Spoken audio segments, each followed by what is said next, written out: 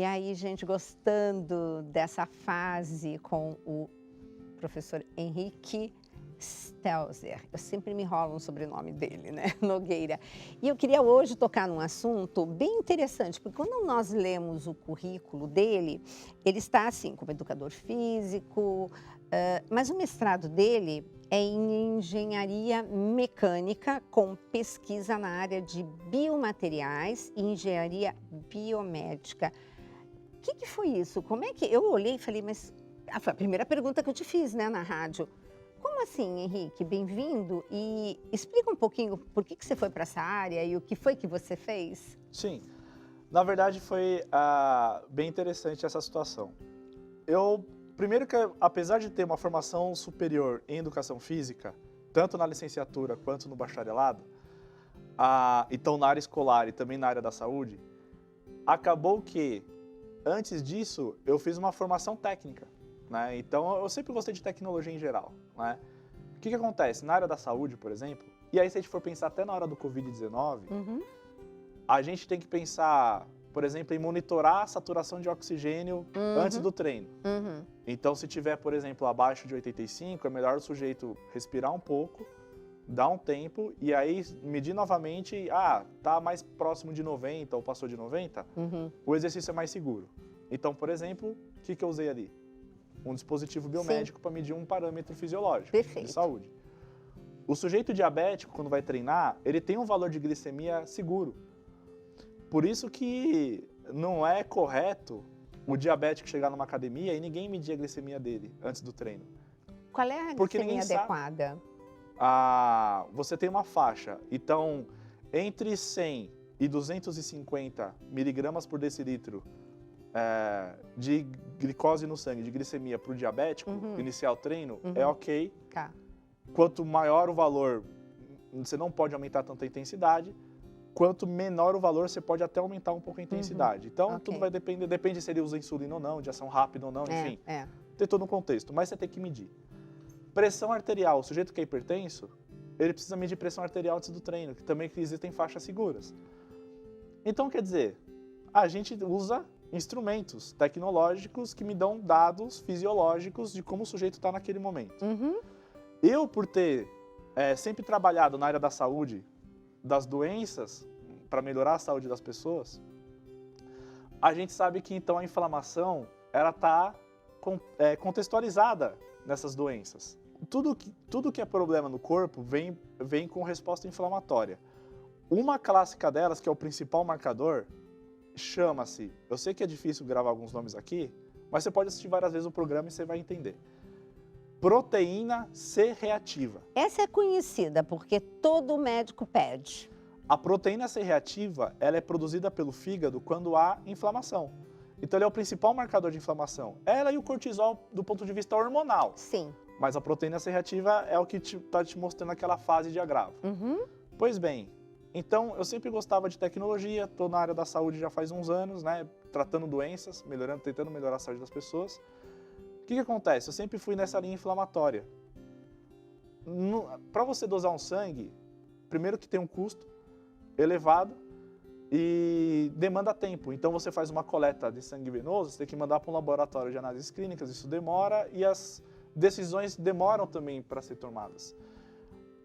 E aí, eu falando com um grande amigo meu que se tornou um orientador, que é o professor Valdecir Paula Lima, que eu sou muito grato a ele. Você traz ele aqui, né? A gente pode conversar com ele. Aí, o que vai acontecer?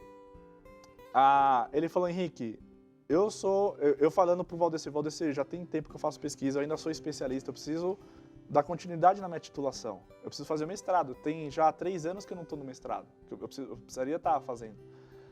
E aí ele falou, não, Henrique, então você vai fazer o seguinte, eu sou lá do Instituto Federal, você sabe disso, só que lá não tem programa de pós-graduação em educação física, tem da engenharia.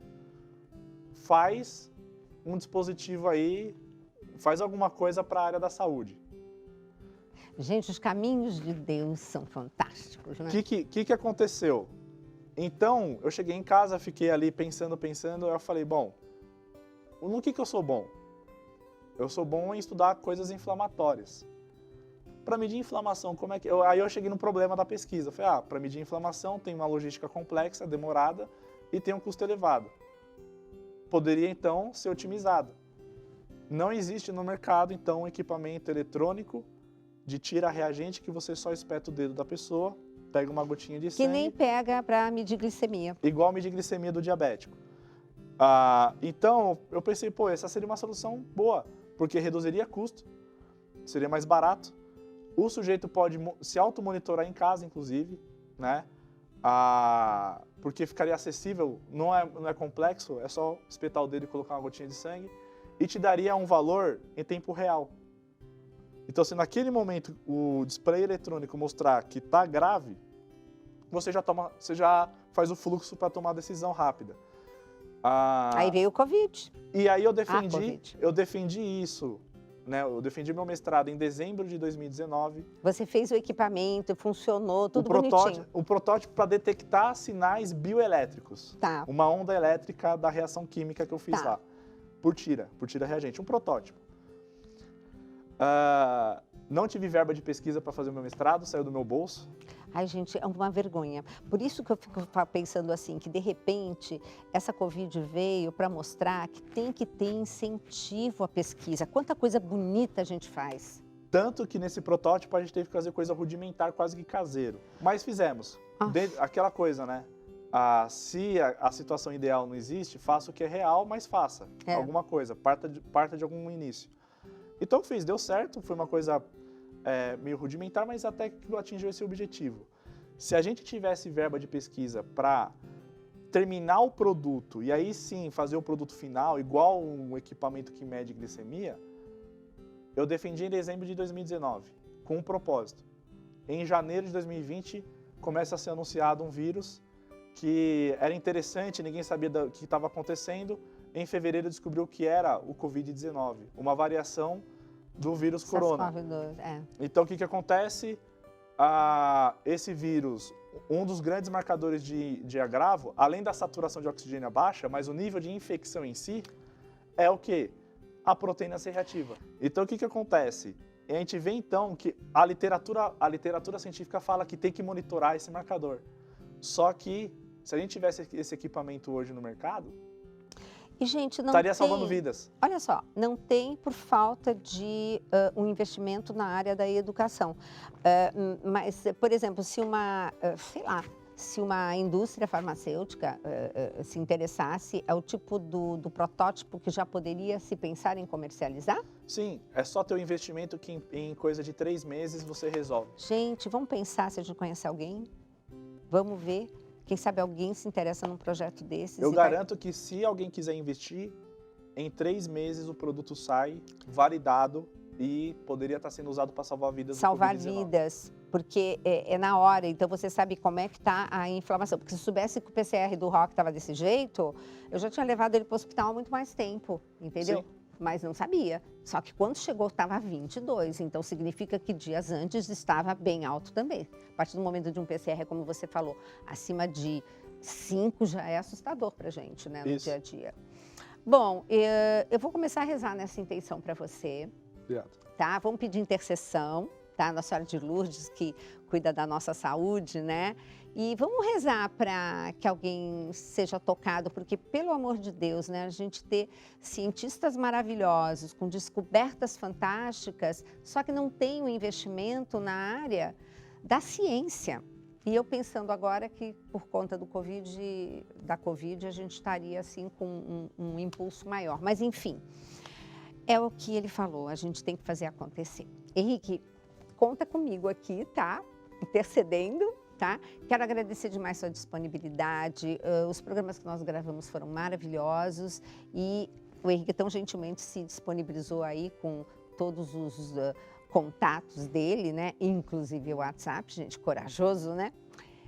E eu quero que você, então, depois mande aqui, por favor, o seu testemunho no que foi bom o programa, os programas como tem sido, que essa é a nossa meta, tá?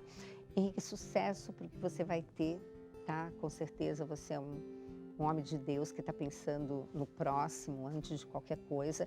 E eu vou torcer muito para esse equipamento poder ser cada vez mais possível de ser executado para que tenhamos mais saúde, né? e salvar vidas, né? Que o nosso governador aqui fala tanto de salvar vidas, isso é salvar vidas. Um beijo grande e até o próximo programa.